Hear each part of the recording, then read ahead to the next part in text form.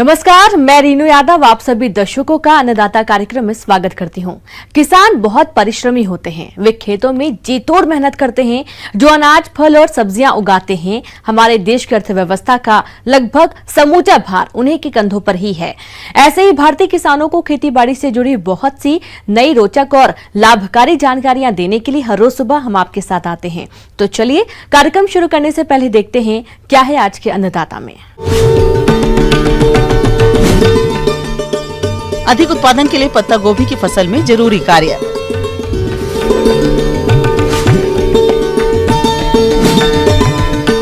मुर्गियों की घातक बीमारी है रानीखेत, करे समय पर रोकथाम।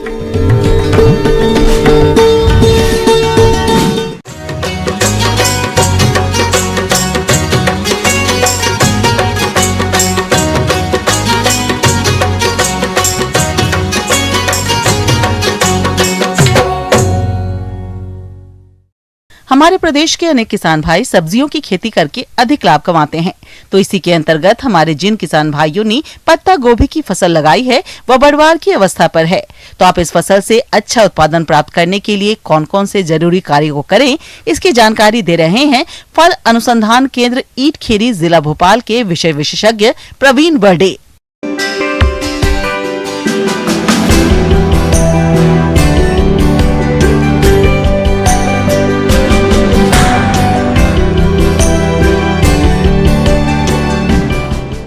से आज आपको पत्ता गोभी की खेती में किए जाने वाले कार्यों की चर्चा करूंगा। किसान भाई, अभी आप जो पत्ता गोभी की फसल लगा चुके होंगे, यह अभी करीब 1 से 1.5 महीने की अवस्था की हो चुकी होगी। इसमें क्या क्या कृषि कार्य किए जाए जिससे कि अच्छा उत्पादन प्राप्त हो सके? किसान भाइयों, पत्ता गोभी की फसल से अच्छा उत्पादन प्राप्त करने के लिए आप फसल को खरपतवारों से मुक्त रखते हुए सिंचाई और उर्वरकों का प्रयोग कैसे करें, इसकी जानकारी कुछ इस प्रकार से है।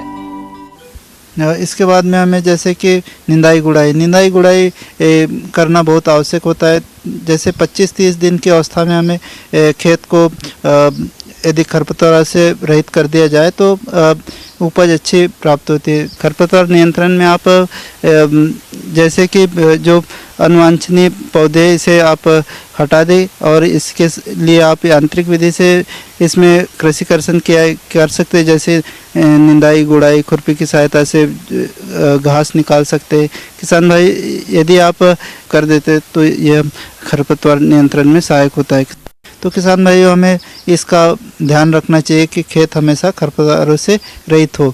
इसके बाद में जैसा सिंचाई आता है, सिंचाई हमें करना बहुत आवश्यक होता है। सिंचाई से जैसे उपज अच्छी मिलती है और साथ में जो सिंचाई के लिए हम या तो फ्लड मेथड का उपयोग कर सकते हैं या तो हम स्प्रिंकलर द्वारा भी पत्ता गोभी की खेती कर सकते हैं। किसान भाई, यदि हम स्प्रिंकलर या ड्रिप सिंचाई का उपयोग करते हैं तो इसमें हमें जो सिंचाई की लागत कम आती है, साथ में ही जो सिंचाई की जो पानी कम मात्रा में हम उपलब्ध करा सकते हैं। इसके लिए हमें ड्रिप से यदि सिंचाई करते हैं तो फर्टिगेशन भी साथ में कर सकते हैं। इसमें जैसे कि जो सूक्ष्म पोषक तत्व है, मोलिब्डेनम है और जिंक है, और साथ में ही जैसे एनपीके जैसे 19-19 आता है, इसको हम घोल के ड्रिप द्वारा दे सकते हैं। किसान भाई, इसके बाद में आता है खाद उर्वरक के लिए आप बहुत जो बेसिक उर्वरक है इन्हें आपने खेती की तैयारी के समय ही मिला दिया होगा तथा उर्वरक जो यूरिया की मात्रा जो बची होगी आप इसे टॉप ड्रेसिंग के रूप में करीब 1 महीने से 1.5 महीने के फसल में दे सकते हैं। यूरिया को हम दे देते हैं तो जो पीलापन है दूर हो जाता है। किसान भाइयों, पत्ता गोभी की फसल को कीट और रोग भी अधिक नुकसान पहुंचाते हैं, तो आप इनकी पहचान कर नियंत्रण कैसे करेंगे, इसकी समस्त जानकारी कुछ इस तरह से है। इसमें जो कीट और बीमारियां काफ़ी नुकसान पहुंचाते हैं, इसमें हम जैसे डायमंड बैक मोथ है, ये सुनहरे रंग की इल्ली होती है जो कि काफ़ी नुकसान पहुंचाती है। किसान भाई, इसके रोकथाम के लिए हमें इंडोहेक्साकार्ब 200 ग्राम प्रति एकड़ के हिसाब से यदि स्प्रे करते हैं, साथ में हमें 300 से 400 लीटर पानी इसमें मिला के स्प्रे करना चाहिए तो दवा का अच्छा प्रभाव पड़ता है। किसान भाई, इसके बाद में माहू आता है। माहू भी काफ़ी नुकसान पहुंचाता है। यह भूरे सुनहरे या हरे रंग का कीट होता है जो पत्तियों की सतह पे चिपका रहता है तथा काफ़ी नुकसान पहुंचाता है। किसान भाई इसके नियंत्रण के लिए एसीफेट 100 ग्राम प्रति एकड़ के हिसाब से इसका छिड़काव करना चाहिए। किसान भाई इसके बाद में आता है सेमी लूपर इल्ली, जिसे अर्धकुंडली इल्ली भी कहा जाता है। यह एक कुंडली बना के चलती है और ये पत्तियों को खाती है, काफ़ी नुकसान पहुंचाती है। इसके नियंत्रण के लिए हमें इम्नामेक्टिन बेंजोएट 100 ग्राम प्रति एकड़ के हिसाब से इसका छिड़काव करना चाहिए। इसके बाद में काली सड़न बीमारी, इसके कारण जो जड़ें हैं तथा जिसका जो तना है यह सड़ने लगता है।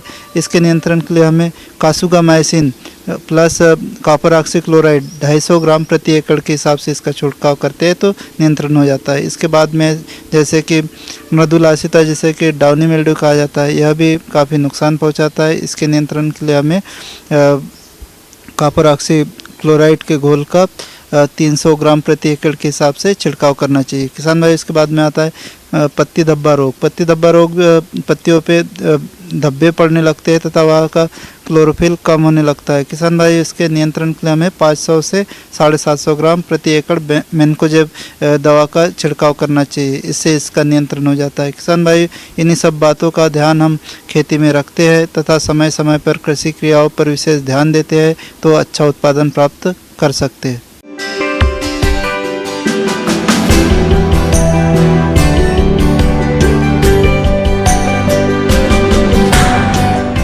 ब्रेक के बाद आप सभी दर्शकों का अन्नदाता में स्वागत है। चलिए अब रुख करते हैं अगली कड़ी की ओर।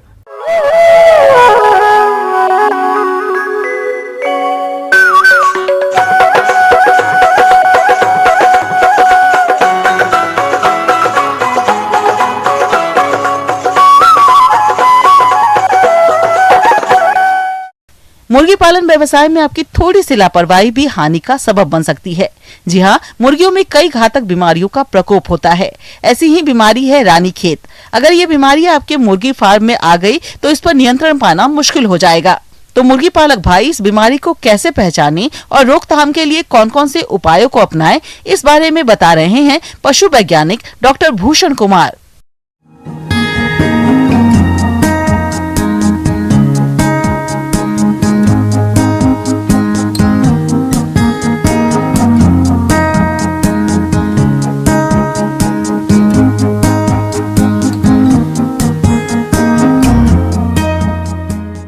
आज हम मुर्गी पालन से जुड़े किसान भाइयों के लिए रानीखेत बीमारी के बारे में चर्चा करेंगे। रानीखेत एक बहुत ही जानलेवा विषाणु जनित बीमारी है जो मुर्गियों में होती है। खासकर ऐसे किसान जो मुर्गी व्यवसाय से जुड़े हुए हैं उनके लिए ये बहुत ही घातक, उनके व्यवसाय के लिए बहुत ही घातक बीमारी होती है। क्योंकि जब ये बीमारी फैलती है तो करीब 30 से 40% मुर्गियों की मौत हो जाती है और कभी कभी तो 100% 100% मृत्यु दर तक हो जाती है। मुर्गी में रानीखेत रोग एक अत्यधिक घातक और एक संक्रामक रोग है। ये रोग मुर्गी पालन की सबसे गंभीर विषाणु बीमारियों में से एक है। इस रोग में श्वास नहीं ले पाने के कारण 100% मुर्गियों की मृत्यु हो जाती है और रानीखेत रोग बहुत से पक्षियों जैसे मुर्गी, टर्की, बतख, कोयल, तीतर, कबूतर, कौवे, गिनी आदि में देखने को मिलता है। लेकिन यह रोग मुर्गियों को प्रमुख रूप से प्रभावित करता है। अब हम चर्चा करेंगे कि रानीखेत बीमारी होता कैसे है। ये रानीखेत बीमारी मुर्गी के किसी भी उम्र में हो सकती है, पर सामान्यतः देखा गया 2 से 5 सप्ताह की मुर्गियां जो होती है वो ज़्यादा इसके लिए ससेप्टेबल होती है, ज़्यादा उसके लिए ससेप्टेबल होती है, उनमें ये बीमारी होने की संभावना ज़्यादा होती है। और इसमें जो मेनली देखा गया कि सांस से रिलेटेड प्रॉब्लम, सांस की तकलीफ आती है। अगर इसका निदान तुरंत ना किया जाए तो 2 से 5 दिन में ही कहता है पूरा फार्म ही खाली हो सकता है। रानीखेत रोग का संचारण पक्षियों में अन्य संक्रमित पक्षियों के मल, दूषित वायु, उनके दूषित पदार्थ, दाना पानी उपकरण, दूषित वैक्सीन, कपड़े आदि के स्पर्श से फैलता है। इस रोग के लक्षण दिखाई देने के कुछ दिनों बाद पक्षियों की मौत हो जाती है। इसका जब हम लक्षण का बात करते हैं, मुर्गी जब अगर लक्षण की बात करें, किस लक्षण से आप पहचान सकते हैं कि मेरे फार्म की मुर्गियों में रानीखेत बीमारी हो गई है, तो उसमें सबसे पहला देखा गया है कि मुर्गियों में लड़खड़ाहट आती है, गर्दन लुढ़कती है। ये सब मुर्गियों के दिमाग में विषाणु का प्रभाव के कारण होता है कि मुर्गियाँ लड़खड़ाना शुरू करती है, गर्दन लुढ़कती है, छींके और खांसी आना शुरू हो जाती है, सांस के नली में प्रभावित होने से सांस लेने में तकलीफ होती है, मुर्गियां मुंह खोल कर सांस लेती है, कभी कभी शरीर के किसी हिस्से को लकवा मार जाता है। प्रभावित मुर्गियों में देखा गया कि वो आकाश की ओर देखती है। और अगर पाचन तंत्र में प्रॉब्लम आ जाए तो वैसी स्थिति में डायरिया भी होती है, और डायरिया का जो रंग होता है वो पतला और हरे रंग का होता है। डायरिया के कारण लीवर भी खराब हो जाती है, मुर्गियां दाना खाना कम कर देती है, और ये सब मुख्य कहलता लक्षण है। इसके अलावा मुर्गियों में कभी कभी विकृत अंडे भी आती है रानीखेत डिजीज के कारण। अब हम बात करते हैं कि इसके निदान के लिए किसान भाइयों को क्या करना चाहिए। तो इसके निदान के लिए जरूरी है कि टीका आता है F1 लाइव स्ट्रेन या लसोटा स्ट्रेन बोला जाता है। ये टीका 5 से 7 दिन पर मुर्गियों को देनी चाहिए। और इसका जो सेकेंड डोज जो होता है वो होता है RB स्ट्रेन का, जो कि 8 से 9वें सप्ताह पर, और उसको फिर से देना पड़ता है 16वें से 20वें सप्ताह पर। और अगर रोग उभर जाए 24 से 48 घंटे के भीतर पक्षियों में अगर F1 स्ट्रेन का टीका लगा दिया जाएगा, F1 स्ट्रेन या लसोटा स्ट्रेन का टीका लगा दिया जाए, तो पक्षियों में केस के हेल्थ में सुधार देखा जाता है। मुर्गी में रानीखेत रोग से बचाव के लिए किसानों और मुर्गी पालकों के पास सिर्फ वैक्सीनेशन प्रोग्राम यानी टीकाकरण ही एकमात्र उपाय है। यह टीकाकरण स्वस्थ पक्षियों में सुबह के समय करना चाहिए और उन्हें रोग से प्रभावित पक्षियों से अलग कर देना चाहिए। वैक्सीन की खुराक हमें पक्षियों की आंख और नाक से देनी चाहिए। अगर मुर्गी फार्म बड़े भाग में किया गया है तो वैक्सीन को पानी के साथ मिलाकर भी दे सकते हैं। अब हम बात करते हैं कि इसके निदान के लिए किसान भाइयों को क्या करना चाहिए। तो इसके निदान के लिए जरूरी है कि मुर्गी फार्म जो है उसके आसपास अच्छी तरह से साफ सफाई रखी जाए, फुटपाथ का यूज किया जाए गलता है, और कभी भी कोई बाहरी व्यक्ति उनका फार्म में प्रवेश ना दिया जाए। और है कि एक फार्म से लेकर दूसरे फार्म के बीच में 100 से 150 मीटर की दूरी रखनी चाहिए। ये सब मुख्य उपाय है जिसके थ्रू हम कहता है रानीखेत बीमारी को अपने फार्म में आने से रोक सकते हैं। इसके अलावा मुर्गी पालक कुछ सफाई संबंधी कार्य करने से इस रोग को काफी हद तक रोक सकते हैं, जैसे मुर्गी घर की सफाई, बर्तनों की सफाई आदि। रोगित पक्षियों पर तत्काल ध्यान देना चाहिए और रोग से मरे हुए पक्षियों को गड्ढे में दबा देना चाहिए या जला देना चाहिए। और क्या बोलता है, फ्लोर की भी सफाई होना चाहिए। जो कुन्नी है, कुन्नी को हमेशा बदलते रहना चाहिए और सूखी रहनी चाहिए, जिससे कि बीमारी ज़्यादा ना फैले फार्म के अंदर। अगर पशुपालक भाई इन सभी बातों का ध्यान रखेंगे तो हमें विश्वास है कि वो निश्चिंत ही मुर्गी पालन से बहुत ही ज़्यादा अत्यधिक मुनाफा कमाएंगे। धन्यवाद।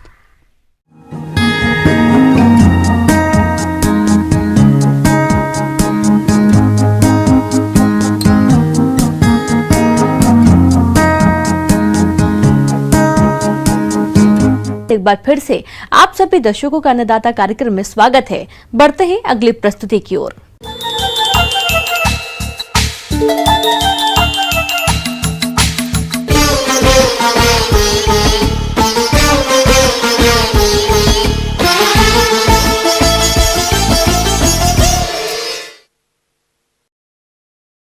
हमारे राज्य के जो किसान भाई गेहूं की खेती कर रहे हैं, उनकी फसल अभी बढ़वार की अवस्थाओं पर है और आगे भी अच्छी बढ़वार हो, इसके लिए जरूरी है कि पानी की उपलब्धता के अनुसार फसल की क्रांतिक अवस्थाओं पर सिंचाई की जाए। तो किसान भाइयों, अब गेहूं की फसल से अधिक पैदावार लेने के लिए सिंचाई कब करें, इसके लिए देखिए हमारी एक खास रिपोर्ट।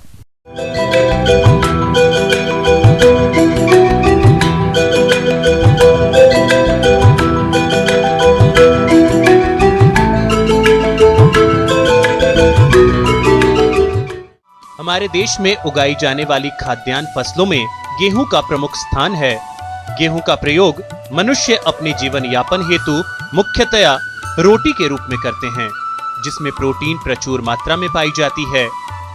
गेहूं की फसल मुख्य रूप से उत्तर प्रदेश, पंजाब, हरियाणा, बिहार, राजस्थान, मध्य प्रदेश और महाराष्ट्र राज्यों में होती है।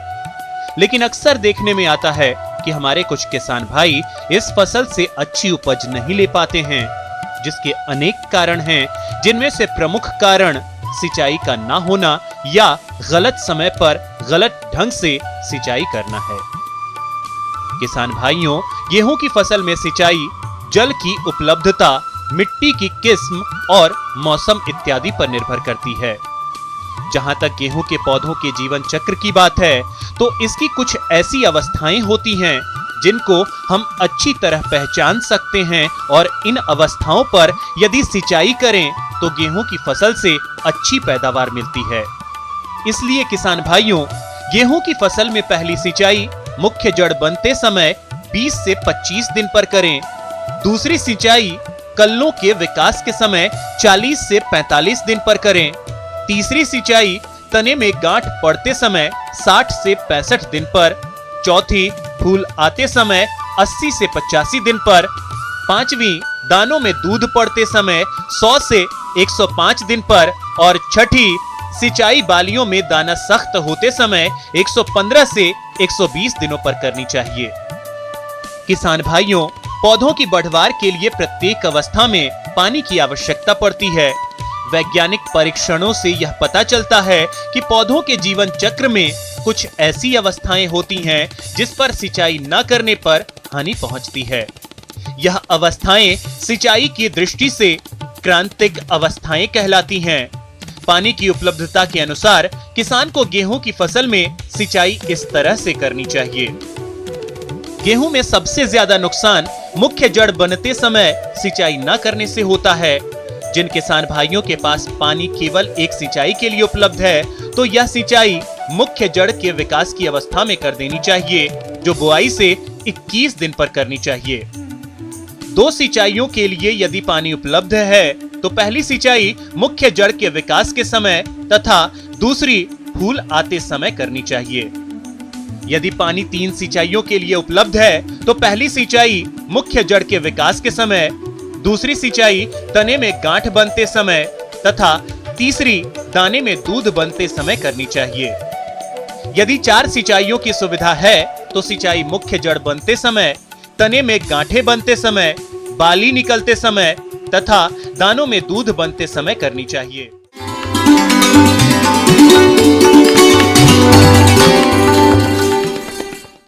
अन्नदाता हेल्पलाइन निःशुल्क फोन संपर्क सेवा के माध्यम से आपके द्वारा पूछे गए प्रश्नों में से 1 या 2 महत्वपूर्ण प्रश्न को हम अपने कार्यक्रम में शामिल करते हैं और इसी के तहत आज का चयनित प्रश्न और उसका जवाब इस प्रकार है। अन्नदाता निःशुल्क फोन संपर्क सेवा के माध्यम से पूछे गए प्रश्नों में से आज हमने जिस प्रश्न को कार्यक्रम में शामिल किया है उसे पूछा है ग्राम मड़िया, जिला भिंड के कृषक वीरेंद्र सिंह ने। आप चने की फसल में बढ़वार की अवस्था पर किए जाने वाले जरूरी कार्यों के बारे में जानकारी चाहते हैं। तो वीरेंद्र सिंह जी, आपकी जानकारी के लिए प्रस्तुत है कार्यक्रम का ये अंश। आवश्यकता अनुसार सिंचाई करनी चाहिए। सबसे पहली बात कि अगर किसान भाइयों की फसल 1 महीने की लगभग होने जा रही है और कचरे, चौड़ी पत्ती वाले कचरे यदि हैं, तब उसका एक ही उपाय है कि लाइन से लाइन के बीच की दूरी यदि 1 फीट के लगभग है, 30 सेंटीमीटर से हम लोग 40 सेंटीमीटर का डिस्टेंस कहते हैं, किसान भाई बना के रखें। इससे क्या हो जाता है कि आपका इंटरकल्चर, मतलब कि एक लाइन से दूसरी लाइन के बीच की दूरी होने से, ज़्यादा होने से हम कोई भी अलग ऑपरेशन अलग जैसे हो है या निदाई गुड़ाई करने में हम कुदाल की यूज कर सकते हैं, खुरपी का यूज कर सकते हैं, हंसिया से उस घास को निकाल सकते हैं, आराम से पैर रखा जा सकता है, आराम से बैठ के आदमी निदाई कर सकता है। दूरी होना पर्याप्त जरूरी है। तो अगर इस तरह की चीज़ें आपको दिख रही हैं कि नहीं हमारे खेत में कचरे बढ़ रहे हैं, तो पहला तो सबसे सस्ता साधन जो होता है हो, हमको लगता है हर किसान इस चीज़ को जानता होगा, एक व्यक्ति आराम से उसको चलाते हुए चला जाता है। चने की जो, और इस 25 सेंटीमीटर की जगह में लगभग जितने भी कचरे होते हैं, चने को कचरे से राहत मिल जाती है। और अगर हम माना ये जाता है, वैज्ञानिक अनुसंधान ये कहता है कि अगर कचरे को हमने अगर चने में कंट्रोल कर लिया तो उसकी उपज कम से कम 60% तक ज़्यादा बढ़ सकती है। अगर हम निदाई न करें तो लगभग हमें उत्पादन 60% तक कम मिलता है। आज के समय में कोई भी फसल कीट व रोगों के प्रकोप से अछूती नहीं है। चने की फसल में लगने वाले रोगों में एक प्रमुख रोग है उकठा। इसके पहचान के लक्षण बुआई के 30 दिन बाद खेत में दिखाई देते हैं। इस रोग से प्रभावित पौधा झुककर मुरझा जाता है। विभाजित जड़ में काली भूरी धारियां दिखाई देती हैं। इस रोग से बचाव के लिए बीज को उपचारित करके बुआई करनी चाहिए। गर्मी के मौसम में खेत की गहरी जुताई करनी चाहिए। इसलिए जिन क्षेत्रों में अधिक उकठा रोग की समस्या आती है वहां चने की रोग रोधी किस्में JG11, JG16, JG22 की बुआई करनी चाहिए।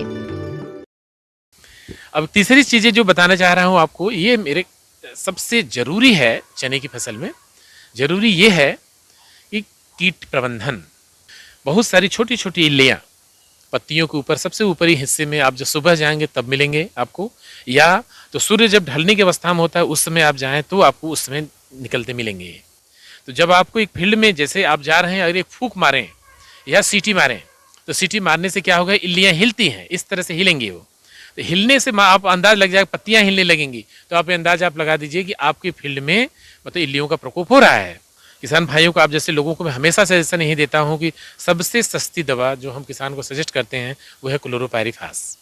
मतलब अगर 15 लीटर की आपकी टंकी है जिससे छिड़कते हैं तो 15 लीटर पानी में 15 ml डाल करके, और कोशिश ये करें कि इसको या तो सुबह के समय या तो शाम के समय उस समय आप अप्लाई करें इसको। तो क्या हो जाता है, सबसे ज्यादा कीट जो भी रहेंगे कीट मर भी जाएंगे। तो किसान भाई ये समसामयिकी के अंतर्गत आपको मैं यही बताना चाहूंगा कि ये चीजें अगर आपने किया है तो ये आपको सबसे बड़ा इफेक्टिव और बहुत ज्यादा फायदा आपको इससे मिलने वाला है।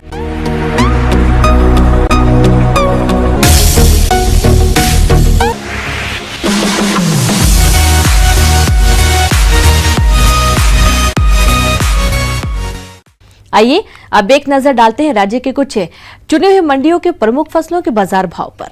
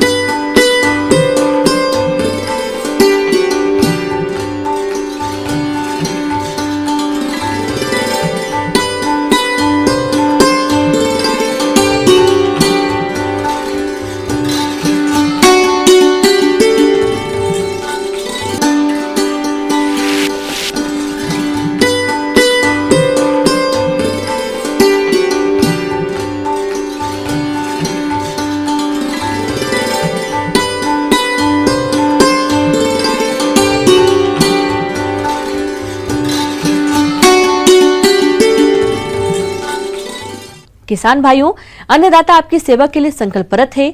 कृषि संबंधित समस्या एवं सुझावों के लिए आप हमें इस पते पर संपर्क कर सकते हैं। प्रोड्यूसर अन्नदाता news 18 Madhya Pradesh Chhattisgarh, Ramoji film city, Hyderabad 501512।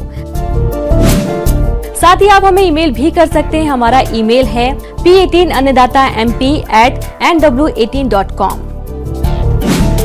और इसके अतिरिक्त आप हमें निःशुल्क हेल्पलाइन नंबर 180041922155 पर सोमवार से शनिवार सुबह 10 से शाम 4 बजे के बीच संपर्क कर सकते हैं।